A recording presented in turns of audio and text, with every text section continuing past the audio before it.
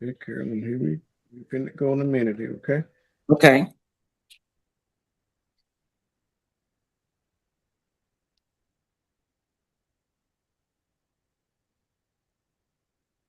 Victims here in Pensacola.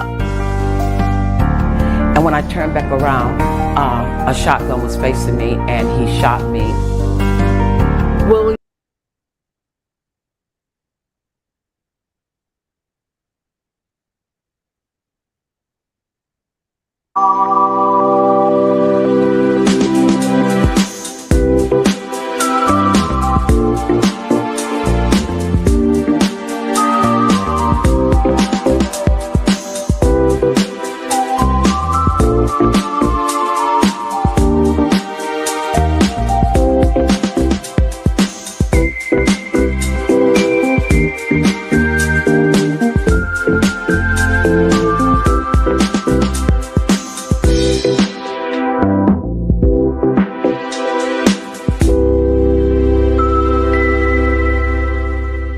She's now an advocate against domestic violence, hoping to create a home for victims here in Pensacola.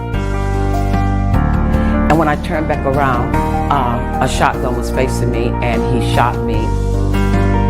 Williams was shot in the stomach, killing her unborn baby she had named Jamie. She saved my life. You're not alone.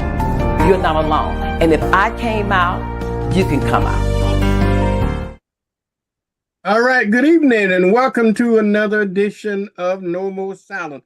It is the fourth Thursday of the month and my host here, Mrs. Carolyn Williams. Good evening, Caroline. Hi, Burnham. How you doing? I am well. How were your month? I'm doing well, doing well. You see, I got my pink cast on. Yeah, you had that. You didn't have a pink cast last month. You still got No, I didn't have a pink last week. No, but I got a pink one this week. So I'm getting closer to getting it off, completely off. So you had a white one on last time, huh? Yeah, I did. Yeah. So I want to know what you do when it started itching. Huh? Benadryl. Yeah. Thanks to Nurse Nancy.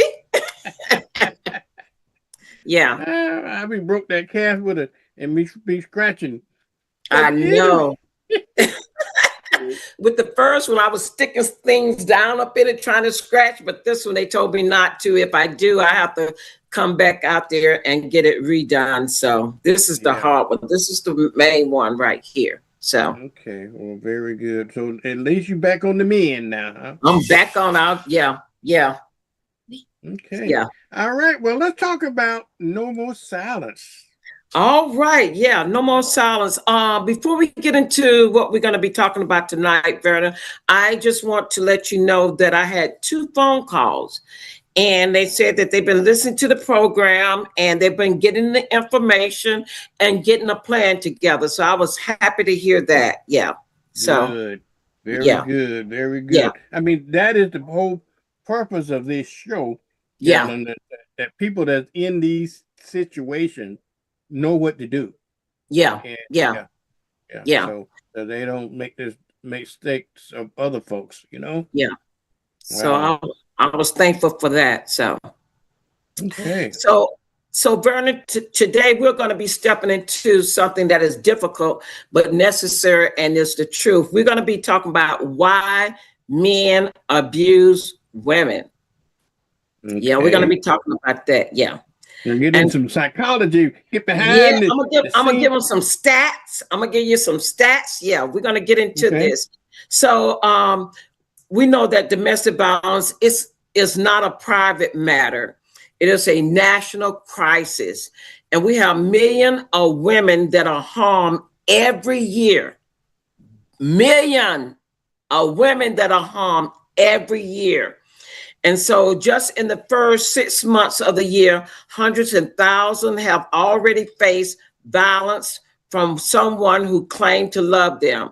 So this conversation is going to be what we're going to talk about, why abuse happened, and we're going to be talking about how you can protect yourself. And also we're going to be giving out resources. I got some more resources that we can talk about.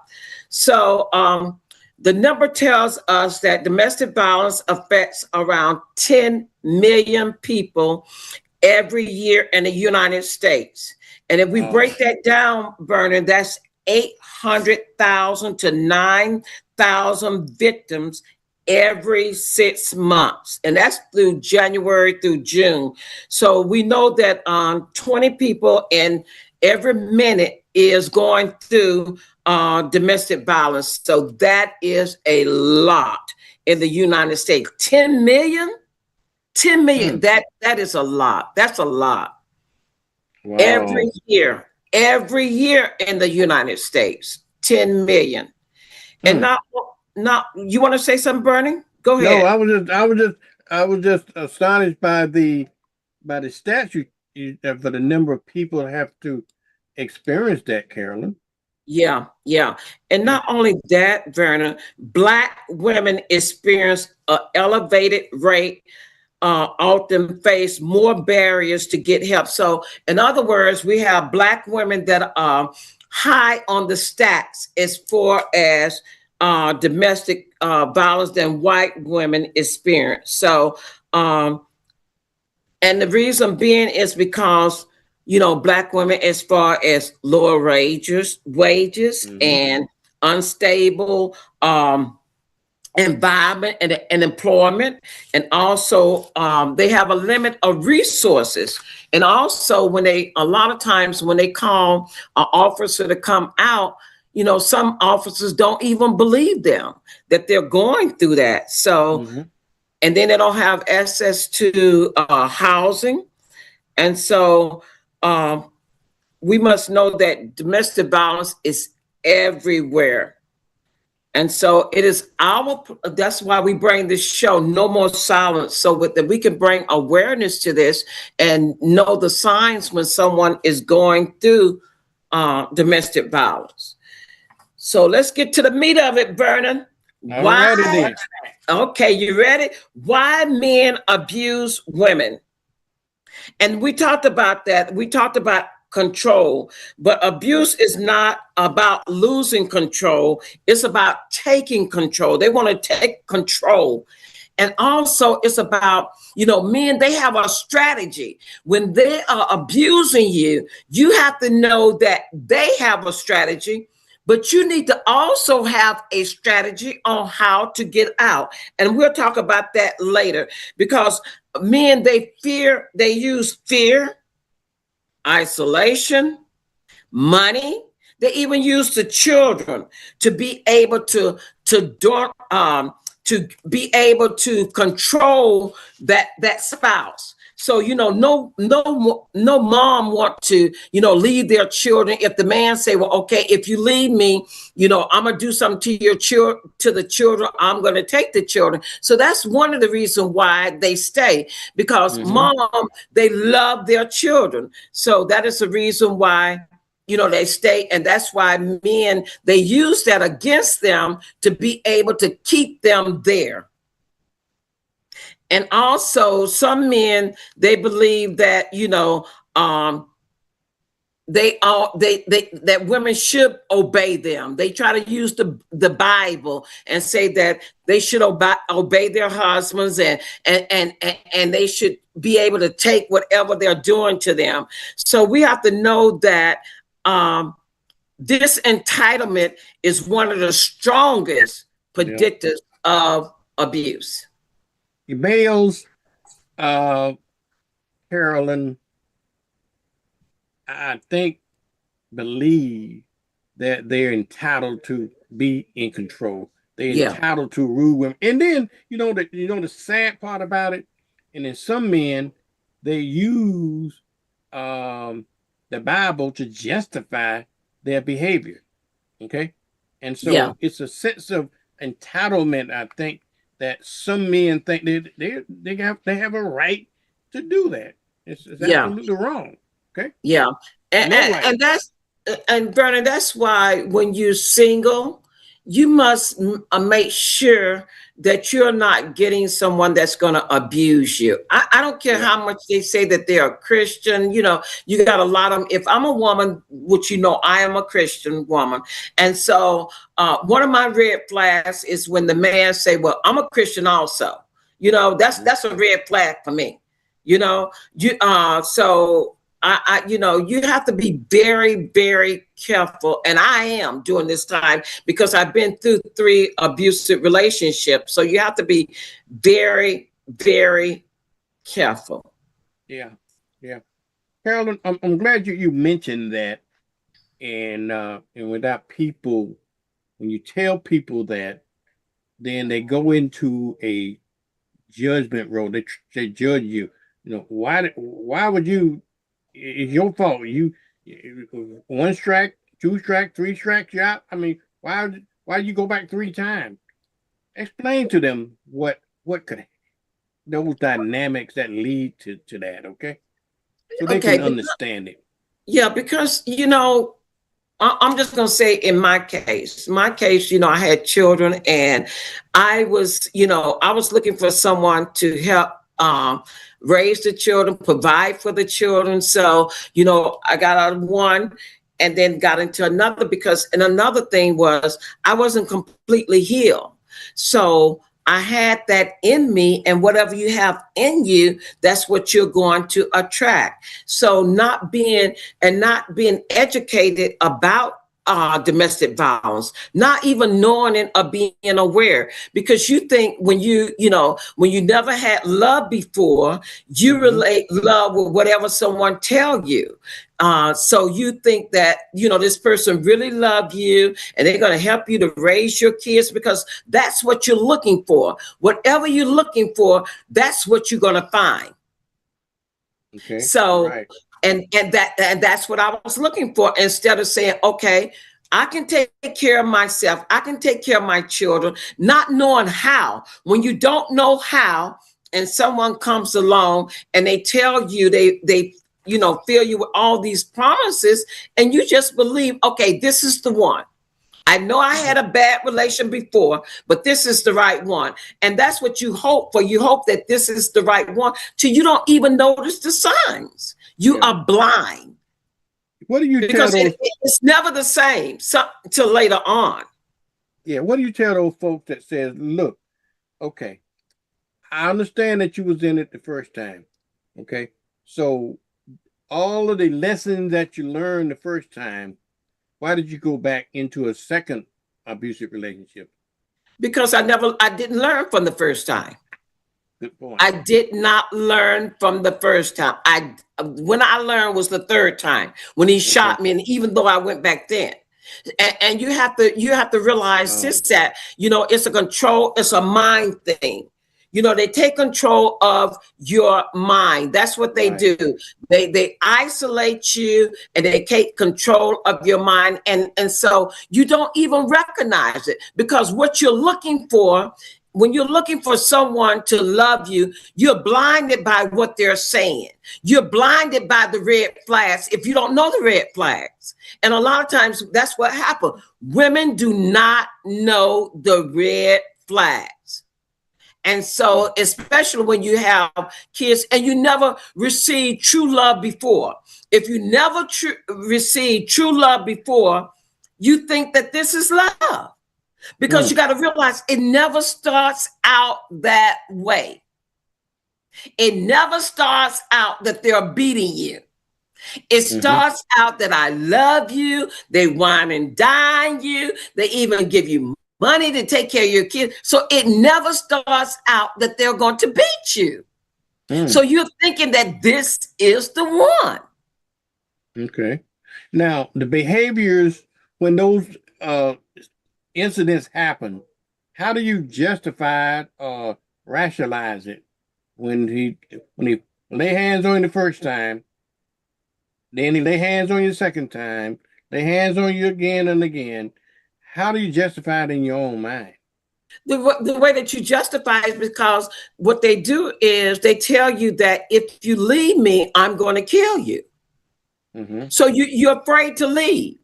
You don't have a job. You're dependent on them. You don't have a place to stay.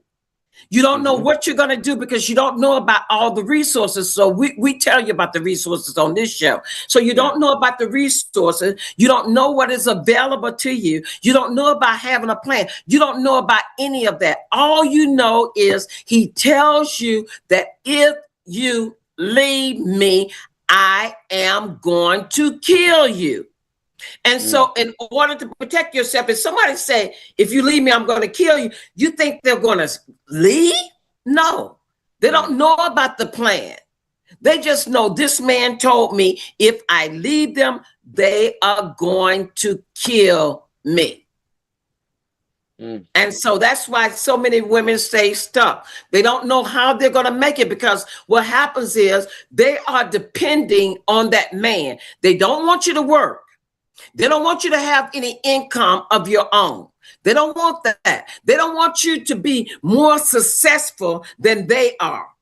Because if you're more successful than they are, they got to find some way to bring you down because they know that, okay, you're making all the money. So if she's making all the money, then she's going to leave me. I got to have a strategy where, she's got to depend on me.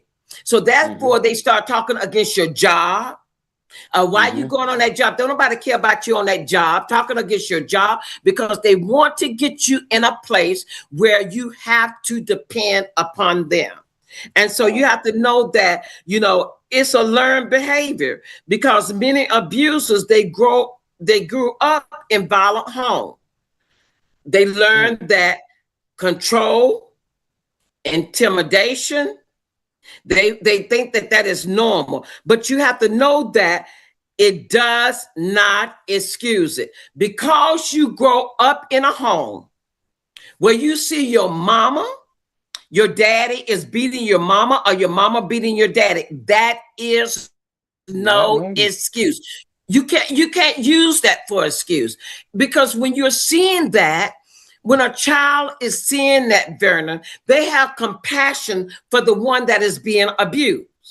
It doesn't make the child feel good. It makes them afraid. So instead of you thinking that this is normal, you should think that it is unnormal. So you can't blame that as an excuse. That's just like, people saying that I can't get ahead because of the white man, looking for an excuse. It is no excuse for you beating a woman. Instead, you should say, you know what? When I get in a relationship, I'm not going to beat the woman that I'm in a relationship with.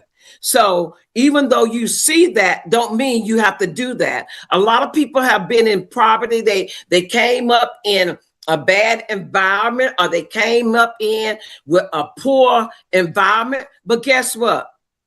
They say, you know what? I'm not going to be poor. I'm going to be successful. I'm going to make something of my life, so that there is no excuse. So go ahead, Carolyn, and we need to talk about, sometimes you don't even know that you're being abused, but you are. But there's different types of abuse. That I know we sometimes think that the physical abuse is what folks associate with being abused, but you can be mentally and emotionally abused as well, right? Without laying hands on you. Yeah, they don't have to lay a hand on emotional abuse. Is I hear a lot of women say that emotional abuse is the worst abuse because it works on your mind, and also it have you to a point where they always belittling you and saying things that you'll never make it, and why you're wearing this and why you're doing this. And also there's financial abuse, where they're withholding the money from you, and they won't let you have any kind of money, or either they controlling. Like one of the things that my ex used to do is, he made sure that if I needed Pampers, he knew exactly how much Pampers cost, and that is the only amount that he would give me. is whatever the cost for the Pampers, because he figured that if he's giving me more money, then I might put that money aside to be able to move to leave him.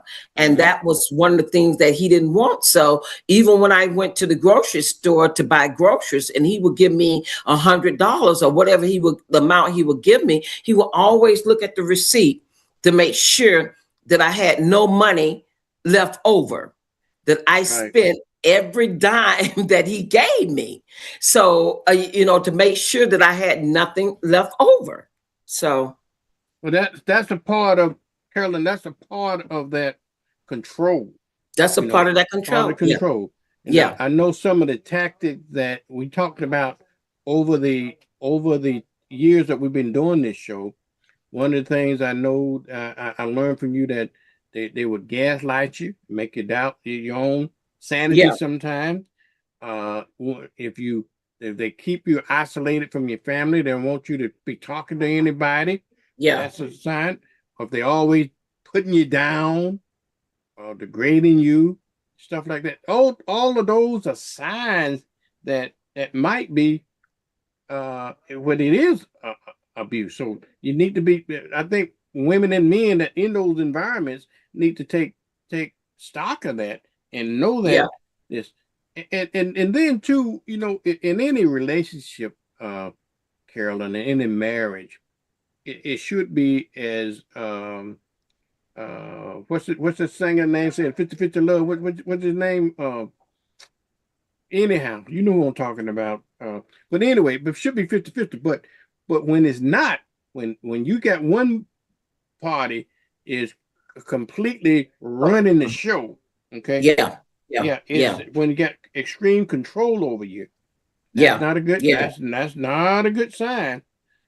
And they always another one of the tactics that I think that they use is that they make you feel guilty about everything. Everything is your fault. They blame you for everything, even for their behavior. When they beat you, and then they blame you for, well, you made me do it, baby. And then I love you, but if you hadn't did that, I wouldn't have did this kind of thing. Don't fall for that okie doke. Okay. Yeah. All it takes, Bernie, is planting that seed. Yeah. When they plant that seed, and then you start saying, okay, well, maybe I shouldn't have did this. Maybe I did. And then you find yourself apologizing for something that he did. Yeah, exactly. You find what I'm saying? And that is a strategy. That's what he wants you to do. So he know, I got her now. She feel like it's her, her fault that I'm acting like this, or I'm behaving like this. And the main thing that they want to do is turn you against your family and your friends. So in order for them to turn you against your family and your friends, they're going to put a little truth in there. They're going to put a little bit of truth in there. And you're going to be saying, because, and what's going to happen is the truth part is going to be the last part. So that's what you're going to be thinking about, the last part. You're not going to be thinking about what they said before. And that's any conversation that you have, that they're going to leave that last part that they say, which they're going to put some truth in there to make you think, yeah, this is true. My family do act this way. My family is against you. Yeah, my family don't like you. And you're not thinking about they don't like you because they know what they're doing to you.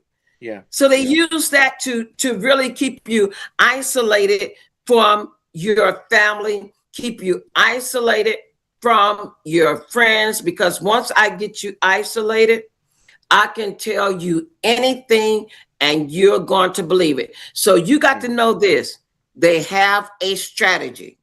So you need to have a strategy. And one of your strategy needs to be that you would pick up the phone and you would call 1-800-799-7233. That's the National Domestic Violence Hotline. And you can also call Favor House, which is 850-434-1177. You can also call the military line. If you're in service, you can call 877-995-5247. You can call Jamie's house, that's my program that I have, which is 850-291-4624. So you need to have a strategy also. And Bernard, what about calling 211? Yeah, you can call 211. 211 will have a lot of resources for you. Say, well, you don't have a place to stay, or you need to know what is available for you so you can put that in your plan. You can't just get up and leave. You have to have a plan. So you call 211, you see what is available for you. Write that down, or either put it somewhere where he cannot find it. If you have to put it under the house or hide it somewhere so he can't find that information.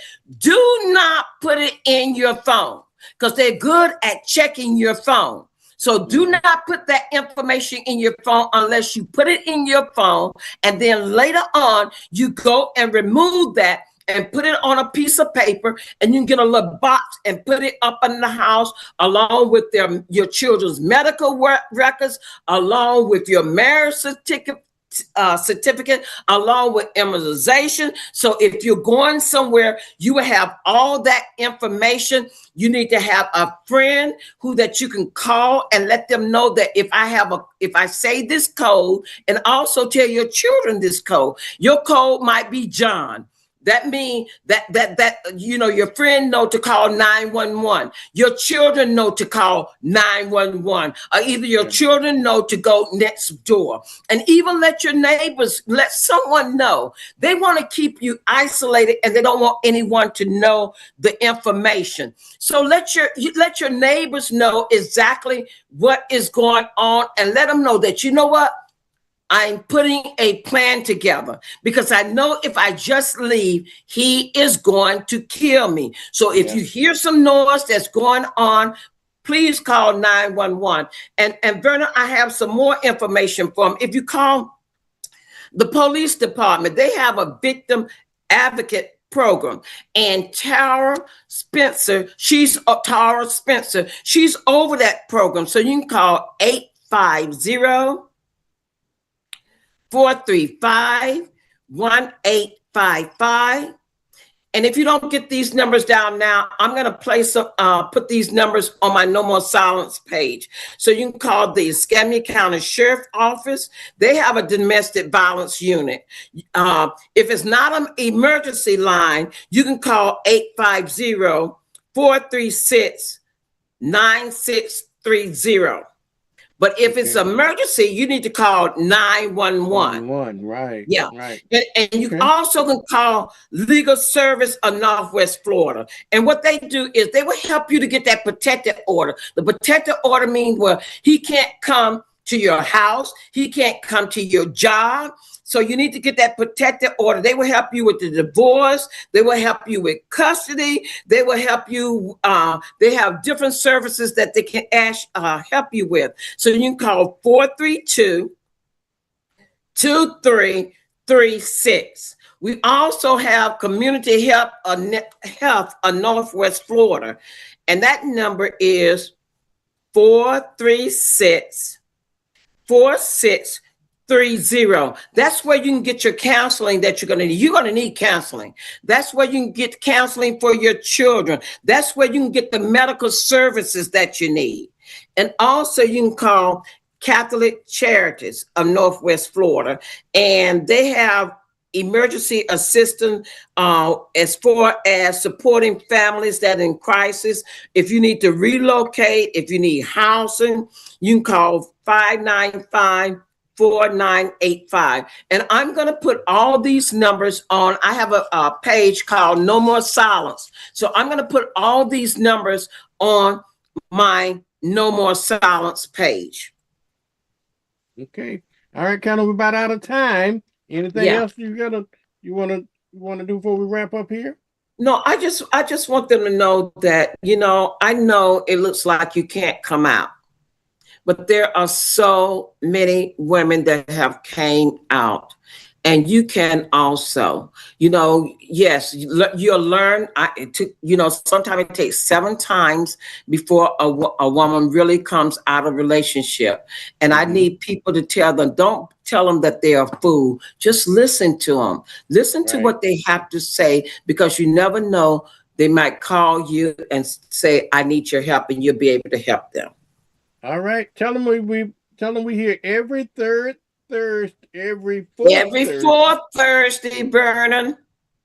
We're Thursday. here every fourth Thursday of the month. So tune in to No More Silence. We give information. I give you my experience, what I've been through. I'm not telling you something that I don't know. I'm telling you something that I actually live. Right. Yeah. All right, sugar. Well, thank you, y'all. And folks, remember, put it on your calendar to the fourth Thursday of each month, 7 o'clock. And if you got people that you know, and I know we all know somebody that's in those situations, please refer them to Carolyn. Please refer them to having to call 211, all the resources we talked about today. 211. Okay. 211. Yeah. Okay. Yeah. All right, Carolyn, thank you. We'll see you again on next month. Okay. All right, Vernon. Thank you so much. Thank you now. All right, y'all. We'll see you next month.